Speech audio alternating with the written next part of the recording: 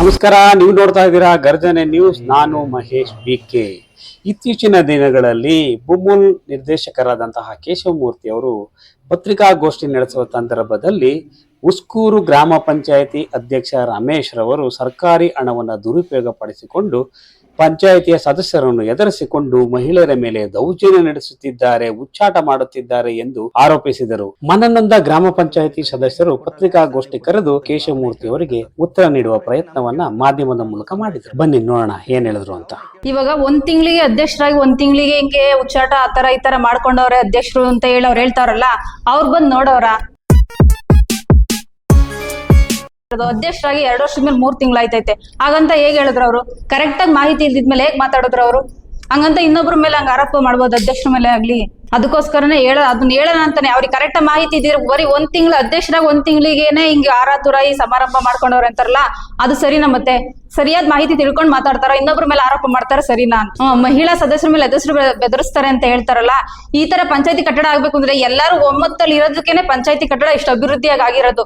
ಎಲ್ಲರೂ ಅವರು ನಮ್ಮ ಪ್ರೀತಿ ಅಕ್ಕ ತಂಗಿರಂತ ಹೆಚ್ಚಾಗಿ ನೋಡ್ಕೊಂತಾರೆ. ಆ ಮಾತನ್ನ ಅವರು ಸುಳ್ಳು ಹೇಳಿರೋದ್ ಮಾತ್ರ ಅಲ್ಲ. ಅದ್ರಿಂದಾನೇ ಅವ್ರಿಗೆ ಗೊತ್ತಾಗುತ್ತೆ ಯಾವ ತರ ಅಂತ. ಈ ಮಾಹಿತಿನೇ ಕರೆಕ್ಟ್ ಆಗಿ ಗೊತ್ತಿಲ್ಲ. 1 ತಿಂಗಳು ಪಂಚಾಯತಿ ಇದ್ ಮಾಡ್ತಾರೆ ಅಂತಂದ್ರೆ ಅವರು ಏನ ರಾಜಕೀಯ ದುರುದ್ದೇಶದಿಂದನೇ ಹಿಂಗೆ ಅವ್ರ ಕೆಟ್ಟ ಹೆಸರು ತರಬೇಕು ಅಂತ ಹೇಳ್ತಾವ್ರೆ. ಅಲ್ಲ, ರಾಜಕೀಯ ದುರುದ್ದೇಶದ ಮೇಲೆನೆ ಹಿಂಗೆ ಅವ್ರ ಬಗ್ಗೆ ಕೆಟ್ಟ ಹೆಸರು ತರಕೋಸ್ಕರ ಈ ತರ ಹೇಳ್ತಾರೆ. ಹೆಣ್ಮಕ್ಳನ್ನೆಲ್ಲ ಎದುರಿಸಿ ಬೆದರಿಸಿ ಈ ತರ ಹೇಳ್ಕೊಂತಾರೆ. ಹೇಳಲಿಲ್ಲ ಕೇಳಲಿಲ್ಲ ಅಂದ್ರೆ ಧಮಕಿ ಆಗ್ತಾವ್ರೆ ಅಂತ ಆ ತರ ಎಲ್ಲ ಹೇಳ್ತಾ ಇರೋದು. ಅದು ರಾಜಕೀಯ ದುರುದ್ದೇಶನೇ. ಅವ್ರು ಅಕ್ಕ ತಂಗಿ ಸಹೋದರಿಯರ ತರ ನೋಡ್ಕೊಂತಾರೆ. ಒಂದು ಅಂಗವಿಕಲರಾಗ್ಲಿ ಎಷ್ಟು ಪ್ರೀತಿ ವಿಶ್ವಾಸದಿಂದ ನೋಡ್ತಾ ಇದಾರೆ ಅಂತ ಇಡೀ ಪಂಚಾಯತಿಯ ಕಟ್ಟಡ ಆಗಿರೋದಕ್ಕೆ ಸಾಕ್ಷಿ. ಇಷ್ಟು ಜನ ನಾವು 11 ಜನ ಮಹಿಳೆಯರು ಎಲ್ಲ ಜಾಸ್ತಿ, 0.5% ಜಾಸ್ತಿ ಹೆಂಗಸರು ಮಹಿಳೆಯರೇ ಜಾಸ್ತಿ ಇರೋದು. ಅದನ್ನೇನೆ ಒಳ್ಳೆಯವ್ರು ಯಾರೇ ಒಬ್ಬ ವ್ಯಕ್ತಿ ಒಳ್ಳೆಯವರು ಅಂತಂದ್ಮೇಲೆ ಅವ್ರ ಮೇಲೆ ಆರೋಪಗಳು ಬರೋದು ಸಹಜನೇ. ಇಷ್ಟು ಮಾದರಿ ಗ್ರಾಮ ಪಂಚಾಯತಿ ಮಾಡೋರಂತ ಅವ್ರೆಲ್ಲ ಮತ್ತೆ ಒಂದ್ ಒಳ್ಳೆ ಮಾತೇ ಹೇಳಿಲ್ಲ. ಮತ್ತೆ ಅಷ್ಟು ಒಳ್ಳೆಯರಾದ್ಮೇಲೆ ಅದನ್ನಾದ್ರೂ ಹೇಳ್ಬೇಕು ತಾನೆ. ಅವ್ರ ಅದ್ರಲ್ಲಿ ಯಾರು ಇಷ್ಟಪಟ್ಟ ಮಹಿಳಾ ಎಲ್ಲಾ ಸದಸ್ಯರು ಒಟ್ಟಾಗಿ ಇಷ್ಟಪಟ್ಟನೆ ಇಷ್ಟು ಗ್ರಾಮ ಪಂಚಾಯತಿ ನಾವು ಅಲ್ಲಿ ಕುತ್ಕೊಳಕ್ಕೆ ಜಾಗ ಇರಲಿಲ್ಲ. ಪಂಚಾಯತಿಲಿ 10 ಜನ ಕುತ್ಕೊಳಕ್ ಜಾಗ ಇರಲ್ಲ. ಅಂತದ್ರಲ್ಲಿ ಇಷ್ಟು ವಿಶಾಲವಾಗಿ ಗ್ರಾಮ ಪಂಚಾಯತಿ ಮಾಡಿ ಅಂಚೆ ಕಚೇರಿ ಮಾಡೋರು, ಪೋಸ್ಟ್ ಆಫೀಸ್, ಎಲ್ಲಾರ್ಗು ಏನೇನ್ ಅನುಕೂಲ ಬೇಕೋ, ಸ್ತ್ರೀ ಶಕ್ತಿ ಸಂಘ ಮಾಡೋರು ಎಲ್ಲ ಒಂದೇ ಹತ್ರ, ಲೈಬ್ರರಿ ಮಾಡೋರು ಮಕ್ಳಿಗೋಸ್ಕರ ಅಂತ ಅಷ್ಟೆಲ್ಲ ಒಟ್ಟಾಗಿ ಮಾಡಿರೋಕ್ಕೆ ನಾವೇನಾದ್ರು ಅವ್ರ ಪ್ರೀತಿ ವಿಶ್ವಾಸ ಅಭಿನಂದನೆ ಸಲ್ಸೋಣ ಅಂತಾನೆ ಅವ್ರಿಗೆ ಕಿರೀಟ ಮತ್ತೆ ಹೂವಿಂದ ಹಾರ ಎಲ್ಲ ಮಾಡ್ಕೊಂಡು ಸಮಾರಂಭ. ಅದನ್ನೇ ಹೇಳಿದ್ದು.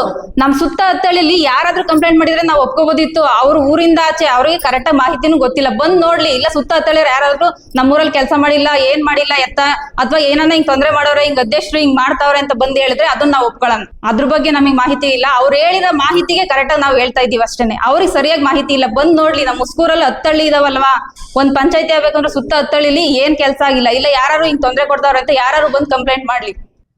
ಈ ಬೊಮ್ಮಲ್ ಡೈರೆಕ್ಟರ್ ಆದಂತಹ ಕೇಶವಮೂರ್ತಿ ಅವರು ನನಗೆ ಒಂದು ಮೀಡಿಯಾದಲ್ಲಿ ಒಂದು ಸ್ಟೇಟ್ಮೆಂಟ್ ಮಾಡಿದರು. ಮಾನ್ಯ ಉಸ್ಕೂರು ಪಂಚಾಯತಿ ಅಧ್ಯಕ್ಷರಾದಂತಹ ರಮೇಶ್ ಅವರು ಸರ್ಕಾರಿ ಹಣವನ್ನು ದುರುಪಯೋಗಪಡಿಸಿಕೊಂಡು ಹಾಗೂ ಗ್ರಾಮ ಪಂಚಾಯತ್ ಸದಸ್ಯರುಗಳನ್ನೆಲ್ಲ ಎದುರಿಸ್ಕೊಂಡು, ಹಾಗೆ ಎಲ್ಲ ಸದಸ್ಯರುಗಳು ಸೇರಿ ಒಂದು ಬೆಳ್ಳಿ ಕಿರೀಟ ಒಂದು ಸನ್ಮಾನ ಕಾರ್ಯಕ್ರಮ ಮಾಡಿದ್ವಿ. ಅದನ್ನೆಲ್ಲ ಸಾರ್ವಜನಿಕ ಕಚೇರಿ ಒಳಗೆಲ್ಲ ಮಾಡ್ತಿದ್ದಾರೆ ಅಂದ್ಬಿಟ್ಟು ಒಂದು ಸ್ಟೇಟ್ಮೆಂಟನ್ನು ಮಾಡಿದರು. ಆ ಉದ್ದೇಶಕ್ಕೋಸ್ಕರ ಇವತ್ತೊಂದು ನಿಮಗೆಲ್ಲರೂ ಮಾಧ್ಯಮ ಸ್ನೇಹಿತರನ್ನ ಒಂದು ಪತ್ರಿಕಾಗೋಷ್ಠಿ ಕರೆದಿರೋದು. 1993ರಲ್ಲಿ ಪಂಚಾಯಿತಿ ಅನ್ನೋದು ಚಾಲ್ತಾ ಬಂತು. ಅಲ್ಲಿಂದ ಹಿಡಿದು ಇಲ್ಲಿವರೆಗೂ ಉಸ್ಕೂರು ಪಂಚಾಯಿತಿಯಲ್ಲಿ ಸುಮಾರು ಜನ ಅಧ್ಯಕ್ಷರುಗಳಾದರು. ಯಾರೂ ಸಹ ಒಂದು ಪಂಚಾಯಿತಿ ಕಟ್ಟಡ ಕಟ್ಟೋದಕ್ಕೆ ಯಾರೂ ಮನಸ್ಸು ಮಾಡಿರಲಿಲ್ಲ. ಈ ಒಂದು 2015 ಆದಮೇಲೆ 15 ನಂತರ ನಾವು ಗ್ರಾಮ ಪಂಚಾಯತ್ ಸದಸ್ಯರಾದ್ವಿ. 2018ರಲ್ಲಿ ಮತ್ತೆ ಮರು ಆಯ್ಕೆ ಆದ್ವಿ. ಮರು ಆಯ್ಕೆ ಆದ ನಂತರ ಈ ಒಂದು ಪಂಚಾಯತಿ ಕಟ್ಟಡ ಕಟ್ಟಬೇಕಂತ ಎಲ್ಲ ಗ್ರಾಮ ಪಂಚಾಯತ್ ಸದಸ್ಯರುಗಳೆಲ್ಲ ಸೇರಿ ಹಾಗೂ ಅಧ್ಯಕ್ಷರು ಎಲ್ಲ ಸೇರಿ ಒಂದು ನಿರ್ಣಯ ಮಾಡಿದ್ವಿ. ಇಲ್ಲಿವರೆಗೂ ಯಾವುದೇ ರೀತಿಯಾದಂತಹ ಪಂಚಾಯತಿ ಅಭಿವೃದ್ಧಿ ಆಗಿಲ್ಲ. ಇನ್ನು ಮುಂದೆ ಆದರೂ ಸಹ ನಾವು ಪಂಚಾಯತಿ ಡೆವಲಪ್ ಮಾಡೋಣ, ಮಾದರಿ ಪಂಚಾಯತಿ ಮಾಡೋಣ ಅಂತ ಎಲ್ಲ ಸದಸ್ಯರುಗಳೆಲ್ಲ ಸೇರಿ ಒಂದು ಸಭೆಯಲ್ಲಿ ನಿರ್ಣಯ ತಗೊಂಡ ನಂತರ ಎಲ್ಲ ಸದಸ್ಯರು ಪ್ರತಿ 1 ವರ್ಷದ ವಾರ್ಷಿಕ ಏನು ಅನುದಾನ ಬರುತ್ತೆ ಆ ವಾರ್ಷಿಕ ಅನುದಾನವೆಲ್ಲನೂ ನಾವು ಪಂಚಾಯತಿ ಕಟ್ಟಡಕ್ಕೋಸ್ಕರ ಮೀಸಲಾಗಿಡೋಣ ಅಂತ ಎಲ್ಲ ಸದಸ್ಯರೆಲ್ಲ ಸೇರಿ ಅಧ್ಯಕ್ಷರಾದ ರಮೇಶ್ ಅವರು ತಿಳಿಸಿದ್ವಿ. ನೀವು ಪಂಚಾಯತಿ ಕಟ್ಟೋದಾದರೆ ನಾವು 1 ವರ್ಷ ಅನುದಾನ ನಮ್ಗೆ ಬೇಡ, ಪಂಚಾಯತಿ ಒಂದು ಅಭಿವೃದ್ಧಿ ಪಡಿಸೋಣ, ಒಂದು ಮಾದರಿ ಗ್ರಾಮ ಪಂಚಾಯತಿಯನ್ನು ಮಾಡೋಣ ಅಂತ ಎಲ್ಲ ಸೇರಿ ಒಂದು ಒಮ್ಮತವಾಗಿ ನಿರ್ಣಯ ತಗೊಂಡ್ವಿ. ಅದೇ ರೀತಿ ಈ ಒಂದು ಗ್ರಾಮ ಪಂಚಾಯಿತಿ ಕಟ್ಟಡ ಪ್ರಾರಂಭ ಮಾಡಿದ್ವಿ.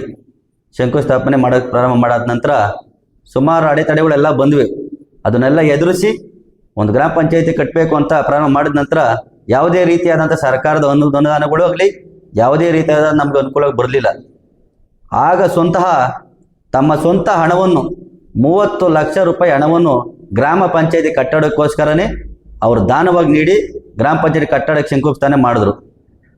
ಅಂಥ ವ್ಯಕ್ತಿನ ಈಗ 30 ಲಕ್ಷ ಇವತ್ತು ಯಾವುದೇ ರೀತಿಯಾದಂತಹ ಮೀನಾಮೇಷ 30 ಲಕ್ಷ ರೂಪಾಯಿ ತನ್ನ ಸ್ವಂತ ಹಣವನ್ನು ಗ್ರಾಮ ಪಂಚಾಯತಿ ಕಟ್ಟಡ ಕೊಟ್ಟಿದ್ದಂಥ ವ್ಯಕ್ತಿಗೆ ನಾವೆಲ್ಲ ಸದಸ್ಯರುಗಳೆಲ್ಲ ಸೇರಿ ಒಂದು ಅಭಿನಂದನಾ ಸಮಾರಂಭ ಇಟ್ಕೊಂಡ್ವಿ. ಕಟ್ಟಡ ಈ ಹಿಂದೆ 1 ತಿಂಗಳ ನಂತರ ಕಟ್ಟಡ ಉದ್ಘಾಟನೆ ಆಯಿತು.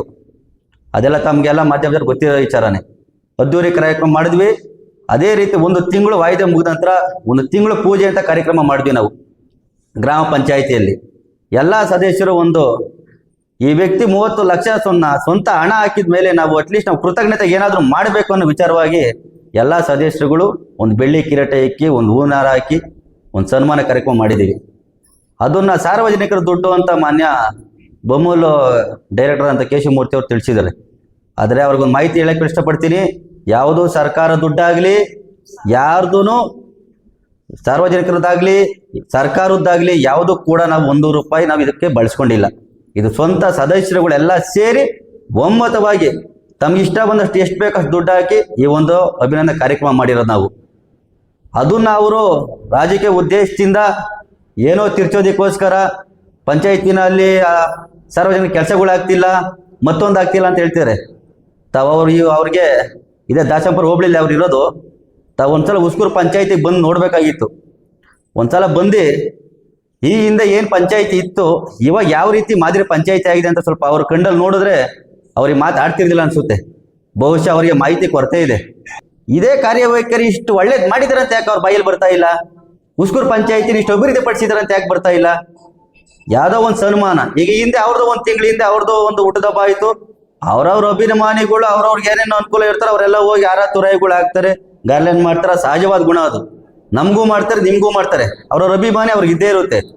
ನಾವು ಸದಸ್ಯರುಗಳು ನಮ್ಗೆ ಈ ಮಟ್ಟಕ್ಕೆ ಇವ್ರಿಷ್ಟು ಕಾರ್ಯಕ್ರಮ ಮಾಡಿ ಇವರು ಸ್ವಂತ ಹಣವನ್ನು ಬಳಸಿ ಗ್ರಾಮ ಪಂಚಾಯತಿ ಅಭಿವೃದ್ಧಿ ಪಡಿಸಾದ್ಮೇಲೆ ನಾವೊಂದು ಎಲ್ಲ ಮನಸ್ಸಿಗೆ ನಾವೇನಾದ್ರೂ ಒಂದು ಅವ್ರ ಕೃತಜ್ಞತೆ ಕೇಳೋದಕ್ಕೋಸ್ಕರ ನಾವೊಂದು ಕಿರುಕಣೆ ಕೊಟ್ಟಿದ್ದೀವಿ. ಅದರಲ್ಲಿ ಏನು ತಪ್ಪಿದೆ?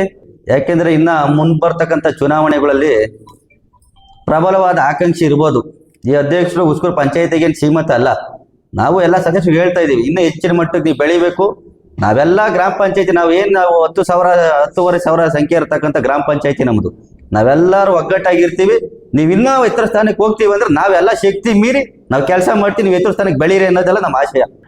ಸುಮಾರು 2.5 ವರ್ಷದಿಂದ ಅಧ್ಯಕ್ಷರು ಬಂದು ಇಂಥ ಪಂಚಾಯಿತಿನ ಕಟ್ಟಿ ಬಡಬಗ್ಗರಿಗೆ, ಅಂಗವಿಕಲರಿಗೆ, ಬೇರೆ ಯಾರಿಗೇ ಆಗಿರಲಿ, ಗೃಹಿಣಿಯರಿಗೆ, ಸ್ಕೂಲ್ ಮಕ್ಕಳಿಗೆ ಬೇಕಾದಷ್ಟು ಅನುಕೂಲ ಮಾಡಿದ್ದಾರೆ ಸರ್. ಅವ್ರ ಹೆಸರು ಹೇಳ್ಕೊಂಡು ಬಹಳ ಜನ ಜೀವನ ಮಾಡ್ತಾ ಇದ್ದಾರೆ. ಅಧ್ಯಕ್ಷರು ಬೆಳೀತಾರೆ, ನಮ್ಮನ್ನು ಯಾವುದಕ್ಕೂ ಮುಂದೆ ಬಿಡೋದಿಲ್ಲ. ಇವ್ರು 21 ಜನಕ್ಕೆ ಬೇಕಾದಷ್ಟು ಜನ ಸಪೋರ್ಟ್ ಇದೆ. ಅವ್ರ ಒಳ್ಳೆತನಕ್ಕೆ ನಮ್ಮ ಸಪೋರ್ಟ್ ಇದೆ ಸರ್. ಅವ್ರ ಒಳ್ಳೆತನ ಇಲ್ಲ ಅಂದ್ರೆ ನಾವು ಹಿಂದೆ ಹೋಗ್ತಿರ್ಲಿಲ್ಲ. ಪ್ರತಿಯೊಬ್ಬರಿಗೂ ಸರ್, ಸ್ಕೂಲ್ದಾಗ್ಬೋದು, ಆಸ್ಪತ್ರೆ ಆಗ್ಬೋದು, ಪ್ರತಿಯೊಬ್ಬರಿಗೂ ಮಾಡಿದ್ದಾರೆ ಸರ್. ನಾನೇ ಬೇಕಾದಷ್ಟು ಅವ್ರಿಗೆ ತೊಂದರೆ ಕೊಟ್ಟಿದ್ದೀನಿ ಸರ್, ಭಾಳ ತೊಂದರೆ ಕೊಟ್ಟಿದ್ದೀನಿ, ಅವ್ರಿಗೆ ಅವಮಾನ ಮಾಡಿದ್ದೀನಿ. ನಾವು ಬಂದು 3 ವರ್ಷ ಆಯಿತು ಸರ್.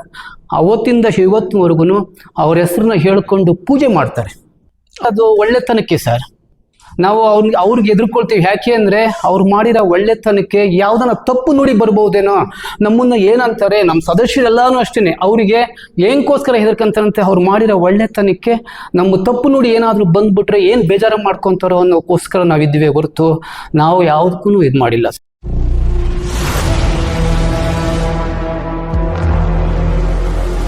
ನಮಸ್ಕಾರ, ನೀವು ನೋಡ್ತಾ ಇದ್ದೀರಾ ಗರ್ಜನೆ ನ್ಯೂಸ್. ನಾನು ಮಹೇಶ್ BK. ಇತ್ತೀಚಿನ ದಿನಗಳಲ್ಲಿ ಬುಮುಲ್ ನಿರ್ದೇಶಕರಾದಂತಹ ಕೇಶವಮೂರ್ತಿ ಅವರು ಪತ್ರಿಕಾಗೋಷ್ಠಿ ನಡೆಸುವ ಸಂದರ್ಭದಲ್ಲಿ ಉಸ್ಕೂರು ಗ್ರಾಮ ಪಂಚಾಯಿತಿ ಅಧ್ಯಕ್ಷ ರಮೇಶ್ ರವರು ಸರ್ಕಾರಿ ಹಣವನ್ನು ದುರುಪಯೋಗ ಪಡಿಸಿಕೊಂಡು ಪಂಚಾಯಿತಿಯ ಸದಸ್ಯರನ್ನು ಎದುರಿಸಿಕೊಂಡು ಮಹಿಳೆಯರ ಮೇಲೆ ದೌರ್ಜನ್ಯ ನಡೆಸುತ್ತಿದ್ದಾರೆ, ಹುಚ್ಚಾಟ ಮಾಡುತ್ತಿದ್ದಾರೆ ಎಂದು ಆರೋಪಿಸಿದರು. ಮನನೊಂದ ಗ್ರಾಮ ಪಂಚಾಯಿತಿ ಸದಸ್ಯರು ಪತ್ರಿಕಾಗೋಷ್ಠಿ ಕರೆದು ಕೇಶವಮೂರ್ತಿ ಅವರಿಗೆ ಉತ್ತರ ನೀಡುವ ಪ್ರಯತ್ನವನ್ನ ಮಾಧ್ಯಮದ ಮೂಲಕ ಮಾಡಿದರು. ಬನ್ನಿ ನೋಡೋಣ ಏನ್ ಹೇಳಿದ್ರು ಅಂತ.